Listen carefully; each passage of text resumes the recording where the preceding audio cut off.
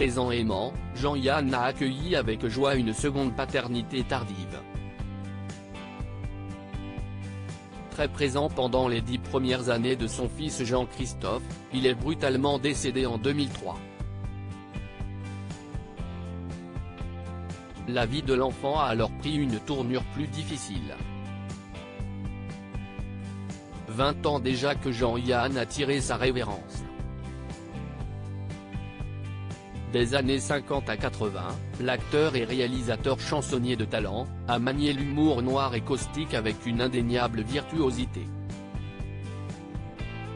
Après avoir débuté dans le journalisme, Jean-Yann se tourne vers le cabaret, plus propice à son sens inné de la dérision. Il écume radio et télévision avec son complice Jacques Martin avant de se diriger vers le cinéma. Devant et derrière la caméra il fait hurler l'hexagone de rire avec des longs métrages irrévérencieux devenus cultes comme Tout le monde il est beau, Tout le monde il est gentil ou 2 heures moins le quart avant Jésus-Christ. Mais son talent ne le cantonne pas à la gaudriole, il met son regard mélancolique et son air impénétrable et taciturne au service de Claude Chabrol. Il interprète pour lui 2 assassins qui marquent l'histoire du cinéma français dans Que la bête meurt et Le boucher. Un second enfant à 58 ans, père d'un garçon prénommé Thomas, né de ses amours avec Sophie Garel, le comédien renoue avec la paternité sur le tard lorsque Christiane Fugen von Babenhausen, fille d'un aristocrate allemand et d'une brahmane indienne, donne naissance à Jean-Christophe en 1991. Le comédien est alors âgé de 58 ans. Il faut faire des enfants quand on est vieux, parce qu'on les emmerde pas longtemps, dira-t-il avec cet humour grinçant qui le caractérise au sujet de cette paternité tardive.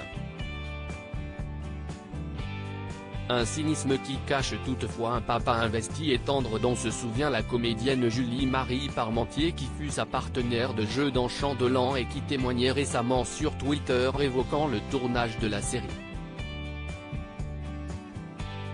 Il est à ce moment-là fatigué.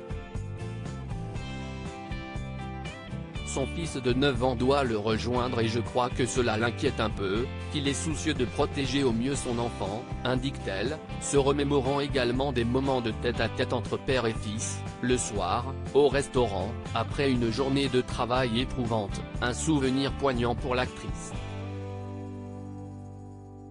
Un an après la diffusion du feuilleton Jean-Yann s'éteint, victime d'une crise cardiaque, et la vie de Jean-Christophe va s'en trouver bouleversée. Le fisc gèle tous les revenus de l'acteur, il faut vendre la maison de Morsain où Jean-Yann avait fait planter 400 arbres pour qu'à l'âge adulte son fils possède une forêt. Christiane s'avère incapable de subvenir seule aux besoins de son enfant et décide de le confier à l'Adidas. Elle ne l'y récupérera jamais et s'éteint alors que le garçon vient d'atteindre sa majorité.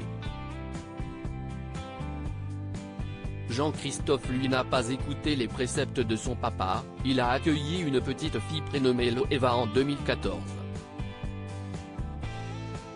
Une entorse que sans nul doute son pounet lui aura pardonné.